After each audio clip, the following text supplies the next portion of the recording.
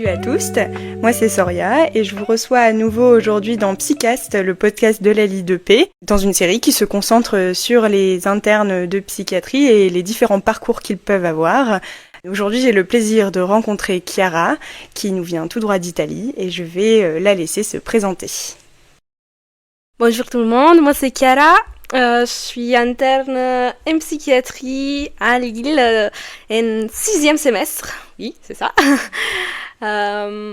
Effectivement, je viens d'Italie. J'ai fait mon parcours de médecine en Italie avec une petite parenthèse française. Et après, j'ai déménagé pour commencer mon internat ici à Lille. Est-ce que tu pourrais nous expliquer un peu comment se sont passées tes études en Italie ? Oui, alors, du coup, en Italie, à l'époque, du coup, il y avait un concours pour avoir accès aux études de médecine. Donc, après mon bac, j'ai passé mon concours. Je suis pas rentrée tout de suite. Il y avait un peu des listes d'attente, tout ça. D'accord. Mais j'ai quand même pu avoir accès assez rapidement. Donc, après, j'ai commencé mon parcours du coup, à la fac de médecine à Turin. Du coup, j'ai fait mes années en Italie, sauf la 5e année que j'ai décidé de faire à l'étranger. Et à ce moment-là, j'étais un peu en questionnement, je ne savais pas trop où. Et il y avait comme possibilité de venir faire un Erasmus en France. Et il y avait différentes villes à choisir. Et moi, j'ai eu accès à Poitiers au final. D'accord. Et donc, pendant ma 5e année, j'ai passé 7 mois à Poitiers. Et c'est comme ça que j'ai découvert un peu les études en France et j'ai eu un premier aperçu de l'externat et de l'internat en France. D'accord. Et en allant à Poitiers, tu parlais déjà français ou est-ce que tu as appris pendant que tu étais en Erasmus ? Alors, je parlais pas du tout français avant, dans le sens que j'avais fait français les 2-3 ans au collège, Ok. mais vraiment la base, très base de la langue. Mais du coup, pour aller en Erasmus, pour postuler pour la bourse, pour aller en Erasmus, tu devais avoir un minimum, un petit niveau de français, du coup, avant de postuler pour de déposer ma candidature. J'avais révisé un petit peu, mais j'avais un tout petit niveau B1 en français. Ok. Du coup, après, quand j'ai eu l'acceptation et tout ça, je savais que je serais venue après en Erasmus, je m'étais mise un petit peu. Mais c'est vrai que quand j'ai débarqué à Poitiers en septembre 2019, c'était pas ça. Je parlais pas du tout français. J'arrivais à comprendre au niveau écrit. Ouais. Mais comprendre le français parlé et discuter, c'était compliqué, Puis surtout en dehors de l'hôpital. Ouais. Parce que à l'hôpital, encore, mais... Ok, en donc dehors, tu trouves que c'était les très termes compliqué. médicaux, c'était pas Oui, le plus ça, difficile. Oui, les termes médicaux, ça se ressemble assez. Mais c'était quand même compliqué. Petite anecdote, si vous voulez. Premier jour de mon externat, du coup, en France, de mon Erasmus, j'étais en chire viscérale et je devais aller au bloc. Donc, les internes me disent, bah, tu vas au bloc, tu prends cette voie, tu montes les étages, tu descends, après tu mets ce code-là, ce code-là. Bon, j'avais rien compris. Et du coup, je me suis perdue, je sais pas combien de fois. J'étais restée enfermée dans bon, je sais pas, c'était un petit coin avant les blocs. Le sas, ouais. Qui vient me voir, me dit, ah bah, qu'est-ce que tu fais là? C'est pas du tout le lieu. Je dis, ah, je suis perdue. La catastrophe. Mais après, ça allait assez vite avec le français, ça a été mieux tout de suite après. Après 6 mois, j'avais déjà un niveau suffisant, on va dire, en français pour me débrouiller bien dans les services. Et quand a émergé le souhait de te spécialiser en France plutôt qu'en Italie ? Parce que du coup, là tu parles de l'externat, donc déjà l'Erasmus pendant ta 5e année. Mais à quel moment tu t'es dit, en fait, mon internat, je voudrais le faire ailleurs ? Est-ce que tu avais envisagé d'autres pays d'ailleurs, à part la France, ou pas ? Ben, en fait, pendant mes études de médecine en Italie, moi j'avais déjà commencé, avant d'aller en Erasmus, pouvoir un peu d'aller faire mon internat à l'étranger. Au départ, en fait, j'aurais aimé faire ma fac à l'étranger. Ok. J'avais fait des démarches pour la faire dans les Pays-Bas parce que j'ai de la famille là-bas, mais au final, c'était trop compliqué. Il fallait des niveaux de langue vraiment trop élevés et j'arrivais pas avec le bac, tout ça. C'était compliqué de les avoir. Du coup, au final, j'étais entrée tout de suite en médecine. Donc, je m'étais dit, allez-y, on commence médecine et après, on verra quoi faire après. Mais j'avais déjà un peu en tête l'idée d'aller à l'étranger.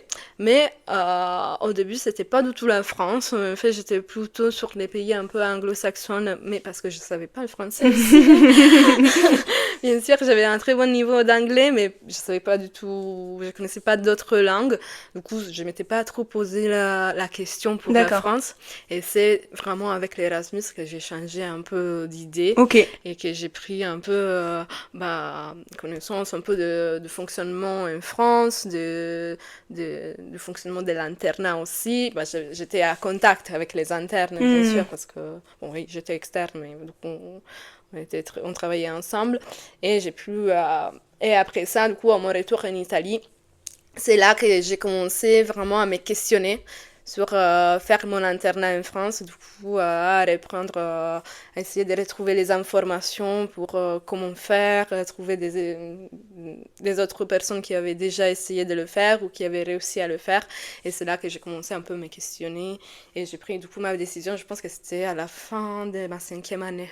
Ok, donc c'est vraiment à la suite de ton Erasmus que ça c'est venu précipiter un peu des idées que tu avais déjà avant, et juste ça a ouvert d'autres portes où tu t'es dit pourquoi pas la France, et à la suite de ça t'as contacté des personnes un peu ici et là pour voir comment faire.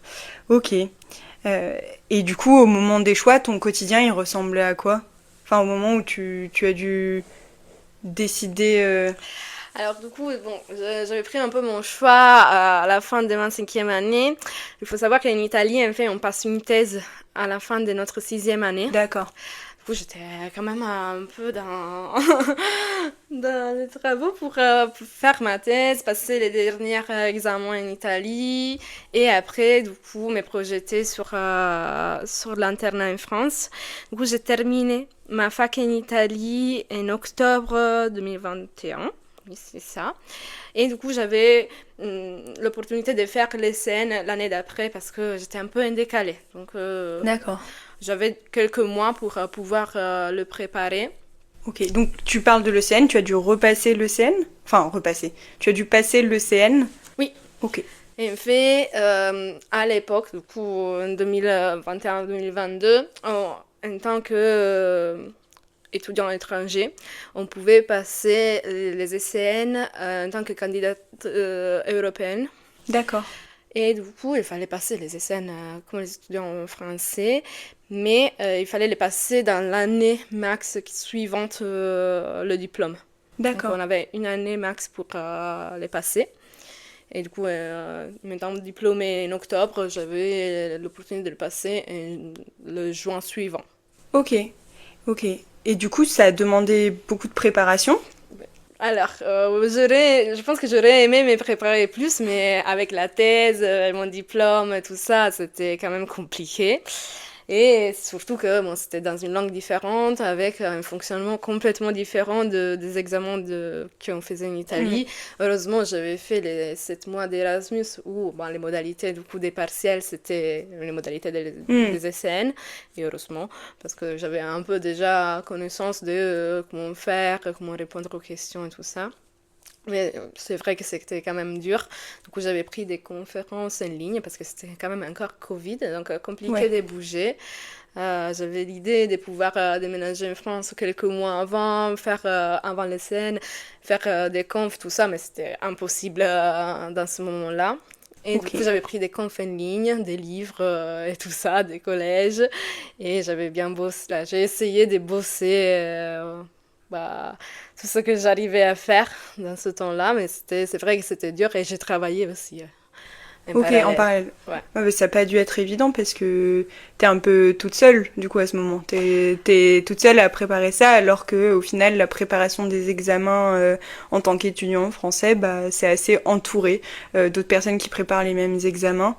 Alors que toi, tu avais tes confs en ligne Ouais, c'est ça. en français. À Turin, du coup? Oui. À Turin, voilà. Ouais, j'étais à Turin, je suivais mes confs en ligne le soir parce que c'était un peu la façon de me remettre aussi dans le français parce que quand même, se sont passés 2 ans entre mon Erasmus et après quand je suis arrivée. Et c'est vrai que bah, j'avais quand même perdu un peu l'habitude à parler et à écouter aussi le français. Et du coup, les conférences m'ont aussi un peu aidé à me remettre dedans et tout ça. Après, j'avais pris bah, des autres outils pour m'entraîner et tout ça. Pour t'entraîner. Ok.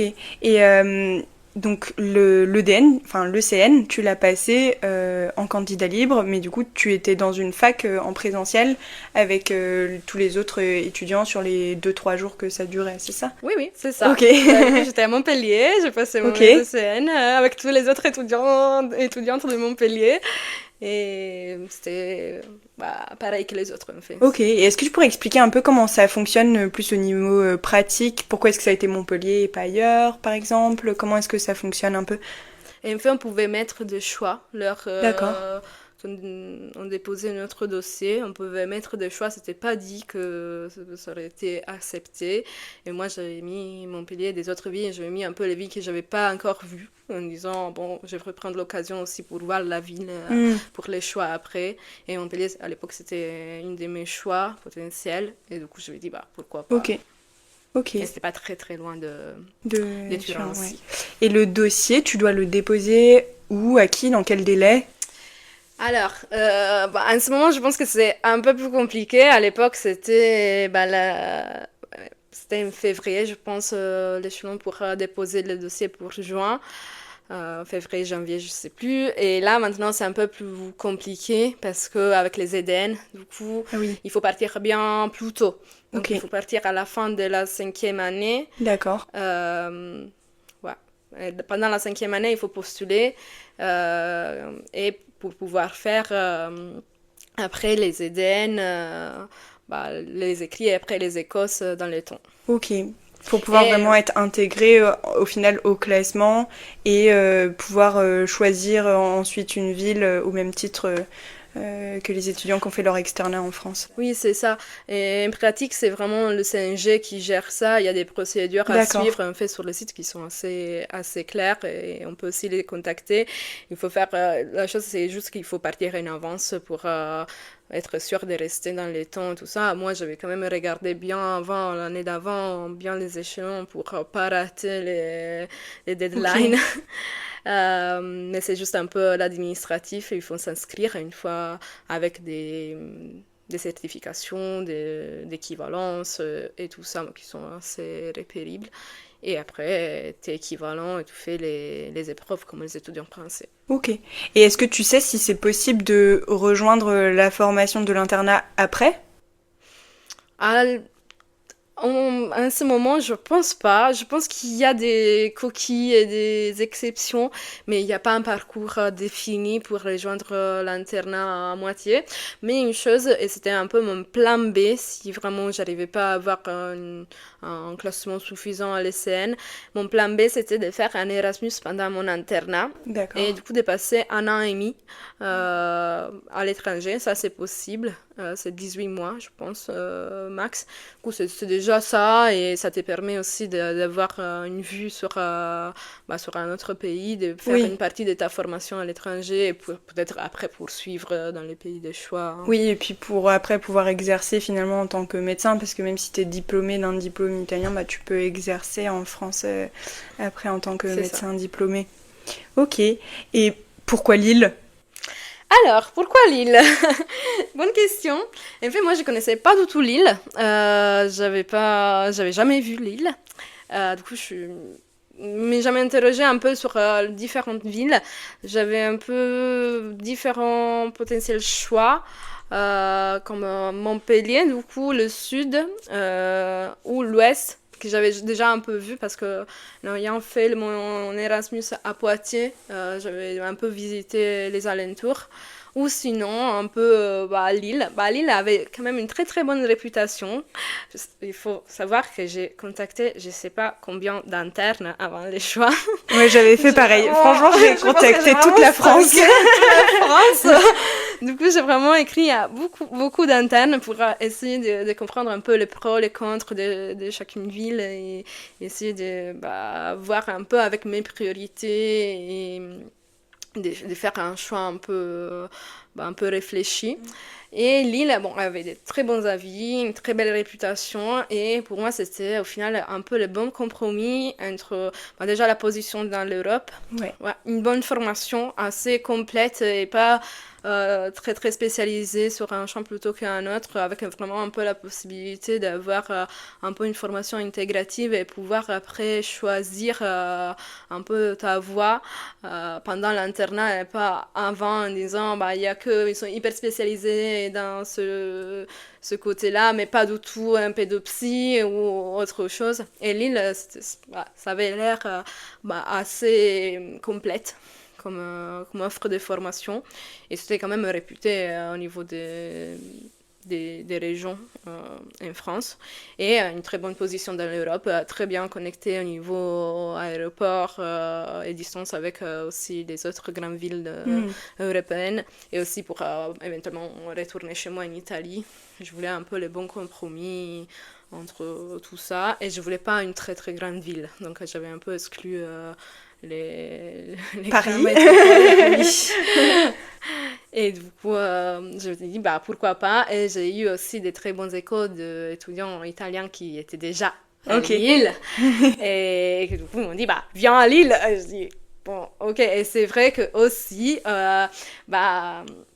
à travers l'ASSO, à travers la LIDP, j'avais eu un contact tout de suite avec Thomas avec Thomas et avec Shadia, les autres qui géraient un peu le côté associatif à ce moment-là. Shadia, Marie, c'était mes premiers contacts et que du coup, ils m'ont dit on te met dans un groupe, t'es la bienvenue, tu peux venir visiter l'île avec plaisir. Et ça aussi, je pense que ça a penché quand même sur ma balance de me dire de se sentir déjà accueilli avant même de faire les choix, c'était quand même un point fort pour Lille.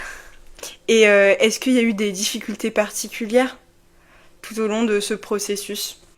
Oui, quand même, dans le sens que c'est quand même un choix assez important.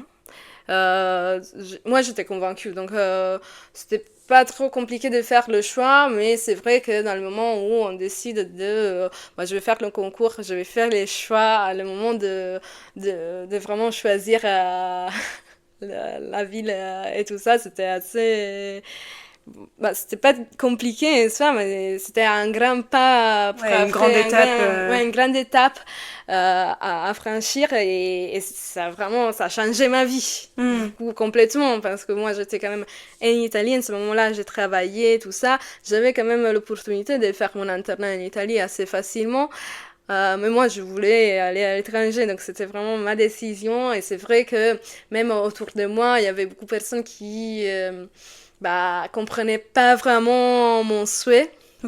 Du coup, c'était surtout un peu une difficulté de se rapporter aux autres. Ils disaient, mais pourquoi tu veux migrer? Pourquoi tu veux aller en France? Pourquoi la psy? Pourquoi en France? Pourquoi à Lille? Mais du coup, moi, j'étais très déterminée sur mes choix. Et c'est vrai, vraiment, aussi la préparation quand même des ECN, c'était assez compliqué, mais au final, une fois fait, c'était plus facile. Et au final, j'ai l'impression que tout ce qui est les procédures administratives, c'est pas tant ça qui a été compliqué, c'est plutôt bien écrit de ce que tu dis sur le CNG, les étapes sont assez tracées, avec des dates claires.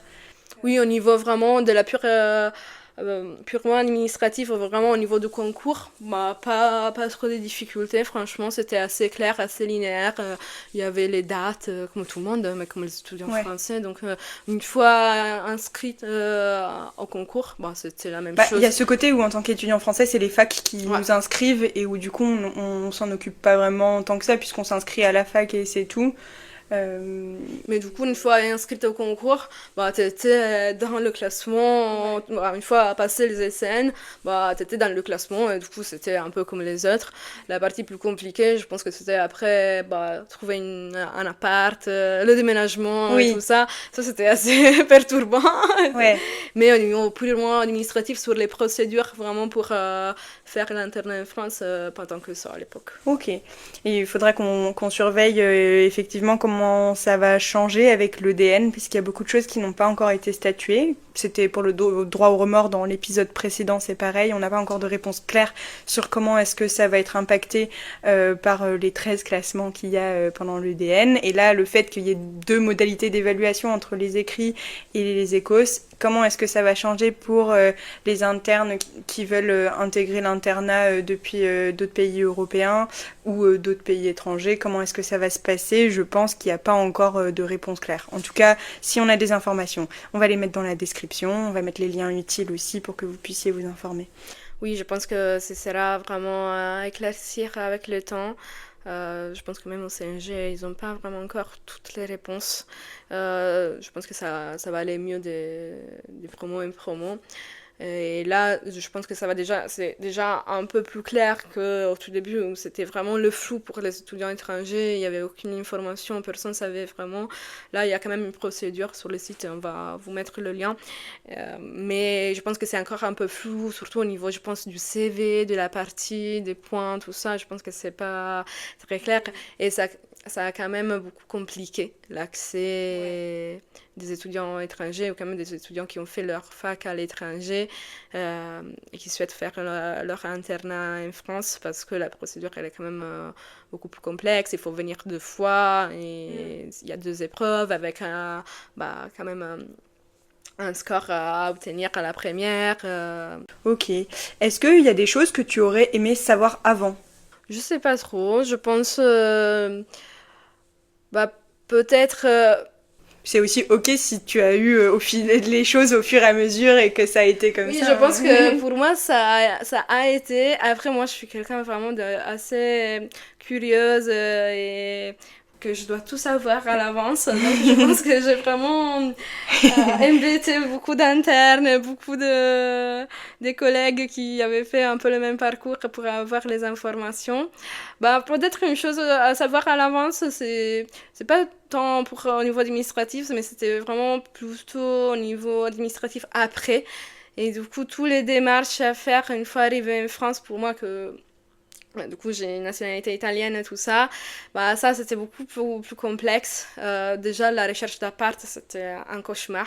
Ok. Et du coup, peut-être que savoir que ça aurait été si dur, ou peut-être prévoir des alternatives. J'étais pas au courant en fait que ça aurait été si dur que ça. Et du coup, peut-être ça, peut-être de savoir un peu les choses à faire après. Une fois l'affectation, une fois eu l'affectation, qu'est-ce qu'on fait après? Ouais, c'est vrai qu'il y a tout ce côté là aussi qui est super important et qu'on n'a peut-être pas en vue quand on se concentre sur l'objectif, intégrer l'internat en France et on voit pas forcément le après. Ok, super intéressant. Et avec le recul, puisque là tu es en 3e année, Oui. c'est ça. Qu'est-ce que tu penses de ce début d'internat à Lille? Moi, je suis très très contente. Franchement, je regrette pas du tout. J'aurais fait absolument le même choix. J'adore Lille, j'adore la région du Nord, du Pas-Calais. Franchement, je m'épanouis ici et j'adore la psy en général. À savoir que je suis pas une personne qui a toujours voulu faire de la psy. J'étais pas partie pour faire de la psy au début. J'ai changé d'idée, je sais pas combien de fois pendant mon externat. Je voulais faire chirurgie, gynéco, chirurgie plastique, autre chose tout complètement. Et l'idée de la psy, elle est née vers ma sixième année, sur mes derniers stages, quand j'étais passée MC déjà en Italie, où j'ai compris que pourquoi pas. Et franchement, là, je regrette pas du tout. C'est vraiment ce que j'aime faire, donc je suis très contente. Et très contente aussi de la formation ici à Lille. Ok. Ok, ok. Et est-ce que tu aurais rétrospectivement comme ça des avantages ou des inconvénients à l'internat ici, des choses que tu peux mettre un peu en comparaison avec des personnes qui ont continué leur internat en Italie? Bah alors oui, il y a des différences qui ont aussi un peu pesé sur mes choix, hein, parce que j'avais quand même l'opportunité de poursuivre, de faire mon internat en Italie. J'avais aussi fait le concours en Italie juste pour sécurité. Donc une fois j'aurais pu rester en Italie. Mais il y a quand même des différences assez substantielles, assez grandes entre l'organisation de l'internat en France et en Italie. Je pense que la plus grande différence, c'est que ici, ça fonctionne par stage, en fait. Du coup, tous les 6 mois, on change de stage, on change de service et on a vraiment un peu l'opportunité d'un côté de recommencer à zéro dans un nouveau service et de l'autre aussi de découvrir plein de choses différentes. Qu'en Italie, c'est très très hétérogène, du coup ça dépend beaucoup de la région, D'accord. de la ville, même de l'hôpital où tu es affecté. Et souvent, quand même, il y a des longues périodes dans le même service, de plusieurs années même. Et du coup, moi, j'ai trouvé que ça, c'était vraiment une différence assez marquante entre les deux. Moi, je suis une personne qui s'ennuie assez facilement. J'ai toujours envie d'un peu de bouger, de découvrir de nouvelles choses et tout ça. Et du coup, l'idée de rester dans un service pendant 2-3 ans, ça ne me plaisait pas du tout. Et du coup, ça, c'est vraiment une des particularités qui m'a vraiment fait prendre la décision d'aller en dehors de l'Italie. Ça, je pense que c'est différent. Et une autre chose qui est vraiment très psy, dans le sens que, en fait, en France, en psychiatrie, on a différentes sous-spécialités. Du coup, par exemple, le premier choix qu'on doit faire, c'est entre la psychiatrie adulte et la psychiatrie de l'enfant et de l'adolescent. Qu'en Italie, en fait, c'est 2 spécialités différentes. D'accord. Du coup, au moment du concours, tu dois choisir si faire de la psychiatrie adulte ou si faire de la neuropsychiatrie infantile, ça s'appelle en Italie. Et du coup, ça me plaisait pas du tout non plus parce que je savais pas. Je savais pas si je voulais faire la psychiatrie de l'enfant et de l'adolescent, si je voulais faire de la psychiatrie adulte. Potentiellement, j'aurais bien aimé faire les deux, mais en Italie, c'était pas du tout possible. Ok. Et du coup, ça aussi, c'est une grande différence quand même par rapport à l'internat ici. Et je trouve que le fait de pouvoir choisir après ou quand même avoir même un exercice mixte, c'est quand même quelque chose, un point positif pour moi. Ok. Est-ce que tu aurais des conseils pour des personnes qui seraient intéressées pour faire leur internat en France depuis d'autres pays européens ou depuis l'étranger? Mon plus grand conseil, c'est de partir tôt, vraiment, de partir, de prendre de l'avance, de ne pas attendre de finir le cursus à la fac, d'être diplômé, parce que souvent c'est trop tard après pour venir en France. Malheureusement, au niveau de l'administration, de l'organisation de l'internat en France, il faut postuler avant que d'autres pays, tu peux y aller même après, il n'y a pas trop de soucis. Donc de partir tôt et de bien s'informer quand même, d'essayer d'avoir toutes les informations avant de postuler. Et après, il faut être déterminé. Oui, ouais. Et les informations, du coup, tu dirais que tes sources principales, ça a été qui? On a dit il y avait le CNG. Ouais, il y avait le site de CNG, il y a des groupes sur Facebook. Ok. Donc j'avais recherché sur Facebook différents groupes, d'un côté Interne de France classique, où je cherchais un peu s'il y avait déjà des gens qui avaient posé des questions, et après il y a des groupes aussi, par exemple pour moi c'était des Italiens qui veulent faire l'internat ou qui veulent devenir médecin en France, et du coup il y avait des groupes un peu de partage d'expérience. D'accord, ok. Et du coup ça, et après prendre contact avec des personnes qui l'ont déjà fait. Ouais. Ça aussi, ça simplifie beaucoup le parcours. Ok. Eh bien, merci beaucoup, Chiara. Est-ce qu'il y a d'autres points, toi, qui t'auraient paru importants à aborder, que tu tu aurais aimé partager avec nos auditeurs, nos auditrices? Non, je pense que c'est tout pour moi. Moi, je pense que c'est partir à l'étranger.